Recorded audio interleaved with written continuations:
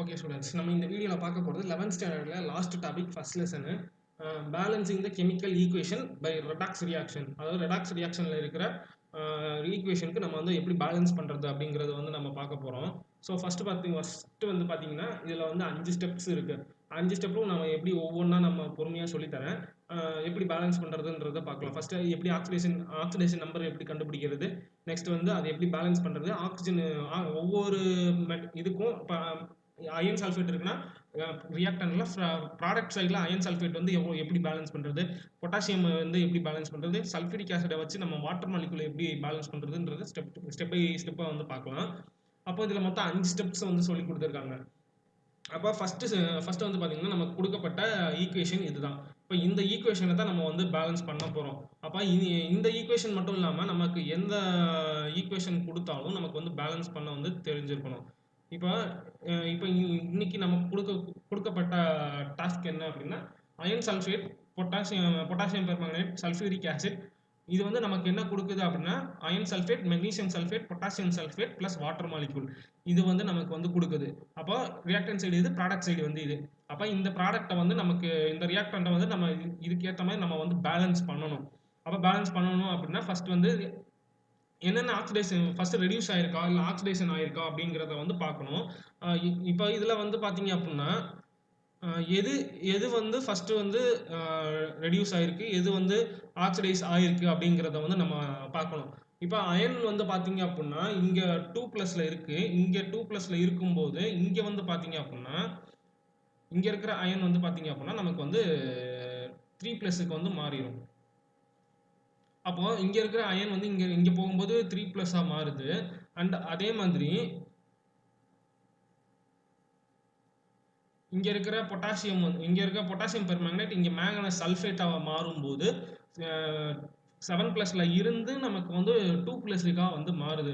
அப்ப 7 எலக்ட்ரான் ஏற்கனவே இல்லாம இருந்தது. அப்போ 7 எலக்ட்ரான்ல இருந்து நமக்கு 5 எலக்ட்ரான் வாங்கி 2+க்கா வந்து ரெடியூஸ் ஆயிருக்கு. அப்ப இது பெர்மாங்கனேட்ல இருக்கிற மேங்கனஸ் வந்து நமக்கு வந்து ரெடியூஸ் ஆயிருக்கு. அயன் சல்ஃபேட்ல இருக்கிறது வந்து Fe2+ இருந்து நமக்கு Fe3+ வந்து மாறி இருக்கு. இது வந்து ஃபர்ஸ்ட் ஸ்டெப். அப்ப அயன் வந்து ஆக்சிடைஸ் ஆயிருக்கு, மேங்கனஸ் வந்து ரெடியூஸ் ஆயிருக்குங்கிறத வந்து நம்ம ஃபர்ஸ்ட் ஸ்டெப்ல கண்டுபிடிச்சிட்டோம். அப்புறம் செகண்ட் ஸ்டெப் என்ன செய்யணும் அப்படின்னா நமக்கு இங்க வந்து கிராஸ் மல்டிப்ளிகேஷன் வந்து செய்யணும்.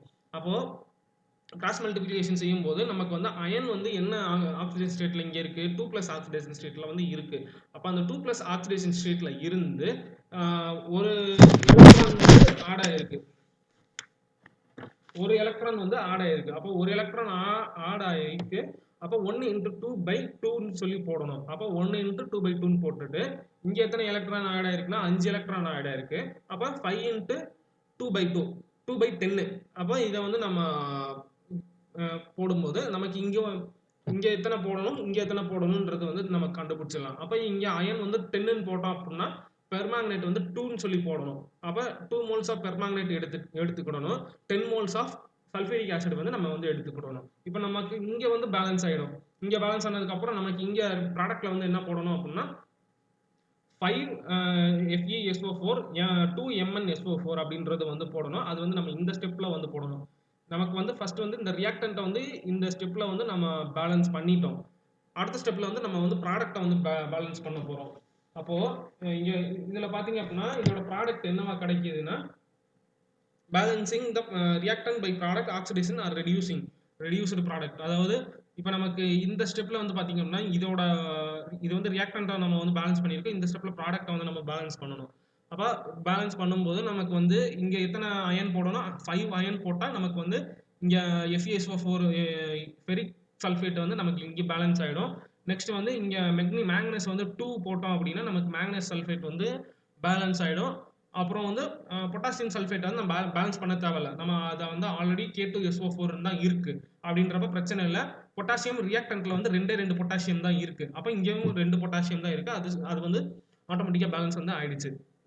அப்போ balance the other element then except hydrogen and atoms, oxygen atoms. இது வந்து 4th ஸ்டெப். அப்போ in this case we have to balance potassium and sulphate and but atoms, but potassium is balanced automatically. அப்போ நமக்கு இங்க என்ன இருக்கு அப்படின்றத வந்து நம்ம பார்க்கணும். இந்த ஸ்டெப் வரைக்கும் நமக்கு வந்து 3rd ஸ்டெப் வரைக்கும் நம்ம 3rd ஸ்டெப்போட கவுண்ட் வரைக்கும் சல்ஃபேட் வந்து ப்ராடக்ட் சைடு வந்து 10 சல்ஃபேட், ரியாக்டன்ட் சைடு வந்து 10 சல்ஃபேட் இருக்கு. ஆனா ஆனா ரியாக்டன்ட் சைடு ப்ராடக்ட் சைடு வந்து 18 சல்ஃபேட் இருக்கு. அப்போ சல்ஃபேட்டோட எண்ணிக்கை வந்து இங்க அதிகமா இருக்கு. அப்ப இங்க அதிகமா இருக்கும்போது நமக்கு இங்க என்ன செய்யணும்? அப்ப இங்க இதுக்கேத்த மாதிரி நம்ம இங்க வந்து பேலன்ஸ் பண்ணணும் அப்படின்னா, நமக்கு இங்க ஏற்கனவே சல்ஃபியூரிக் ஆசிட் இருக்கு பாத்தீங்களா? சல்ஃபியூரிக் ஆசிட்ல ஒரு 8 மோல்ஸ் ஆஃப் சல்ஃபியூரிக் ஆசிட் எடுத்தோம் அப்படின்னா, நமக்கு இங்க வந்து சல்ஃபேட் எல்லாமே பேலன்ஸ் ஆயிடும். இப்ப இங்க 8 போட்டதுக்கு அப்புறம் இங்க பாருங்களேன், அயன் வந்து 5 இன்ட்டு 3. அப்ப இங்க 15 சல்ஃபேட் இருக்கு அயனுக்கு. அப்போ மேங்கனஸ்க்கு 2 சல்ஃபேட் இருக்கு. பொட்டாசியம்க்கு 1 சல்ஃபேட் இருக்கு. அப்ப 15 பிளஸ் 2 17, 17 பிளஸ் 1 18. இப்ப சரியா போச்சா? இப்ப இங்க ப்ராடக்ட் சைடு ரியாக்டன் சைடு பாருங்களேன். அயனுக்கு வந்து இங்க 10 சல்ஃபேட் இருக்கு. சல்ஃபூரிக் ஆசிட்ல ஒரு 8 சல்ஃபர் இருக்கு. அப்ப 10 பிளஸ் 8 18, இங்கேயும் 18. இது வந்து பேலன்ஸ் ஆயிடுச்சு 4th ஸ்டெப்ல. அப்போ 5th ஸ்டெப் பார்க்கும்போது பேலன்சிங் ஹைட்ரஜன் அண்ட் ஆக்சிஜன். இப்போ நம்ம இங்க வந்து ஹைட்ரஜன் மட்டும் தான் நம்ம பேலன்ஸ் பண்ண போறோம். ஹைட்ரஜன் பேலன்ஸ் பண்றது மூலியமா நமக்கு வந்து ஆக்சிஜனும் சேர்ந்தே வந்து பேலன்ஸ் ஆயிடும். அப்போ இங்க பாத்தீங்க அப்படின்னா நமக்கு ஹைட்ரஜன் வந்து பாத்தீங்க அப்படின்னா 16 ஹைட்ரஜன் இருக்கு. இந்த சைடு வந்து 2 ஹைட்ரஜன் தான் இருக்கு. இப்போ இந்த 8 இல்லாம பாத்தீங்கன்னா H2O தான் வந்திருக்கு. அப்ப இந்த H2Oல வந்து பாத்தீங்க அப்படின்னா இன்னொன்னு 6 எலக்ட்ரான் வந்து நம்ம வந்து சேர்க்கணும். அப்போ இங்க 8 ஹைட்ரஜன் H2O போட்டோம் அப்படின்னா நமக்கு ஹைட்ரஜன் வந்து பேலன்ஸ் ஆயிடுது. அப்ப 8 இன்ட்டு 2 நமக்கு இங்க 16 ஹைட்ரஜன் வந்துருச்சு. 16 ஆக்சிஜன் 8 ஆக்சிஜன் வந்து வந்துருச்சு. அப்ப ஆக்சிஜன் வந்து டிஃபால்ட்டா அது வந்து பேலன்ஸ் வந்து ஆயிடுது. ஸோ இவ்வளவுதான் வந்து 5 ஸ்டெப்ஸ்ல வந்து சொல்லி கொடுத்தது.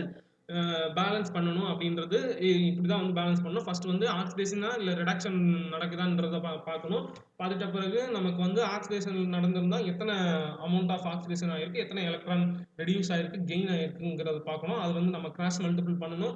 கிராஸ் மல்டிபிள் பண்ணதுக்கு அப்புறம் நமக்கு ஒவ்வொன்றா நம்ம வந்து ஆக்சிடேஷன் பண்ண நம்பரை வச்சு நம்ம ஒவ்வொன்றா வந்து நம்ம கண்டுபிடிச்சிக்கிட்டே இருக்கணும். அப்போ இதோட ஆக்சிடேஷன் நம்பர் என்னன்னு தெரிஞ்சிருக்கணும், மேங்கனஸ்க்கு ஆக்சிடேஷன் நம்பர் என்னன்னு தெரிஞ்சிருக்கணும், ஹைட்ரஜனுக்கு ஆக்சிடேஷன் நம்பர் என்னன்றது தெரிஞ்சிருக்கணும். ஸோ இதெல்லாம் தெரிஞ்சிருக்கணும் அப்படின்னா நமக்கு வந்து பீரியாடிக் டேபிள் வந்து ஃபர்ஸ்ட் தெரிஞ்சிருக்கணும். பீரியாடிக் டேபிள் தெரிஞ்சாதான் அதோட அட்டாமிக் நம்பர் தெரியும், அதோட ஆக்சிடேஷன் ஸ்டேட் எப்படி இருக்குன்றதை வந்து கண்டுபிடிக்க முடியும். ஸோ இதுதான் வந்து balancing the chemical equation by oxidising number method. ஓகேவா? ஸோ நெக்ஸ்ட் மெத்தட் வந்து நம்ம நெக்ஸ்ட் கிளாஸ்ல வந்து பார்க்கலாம். தேங்க்யூ.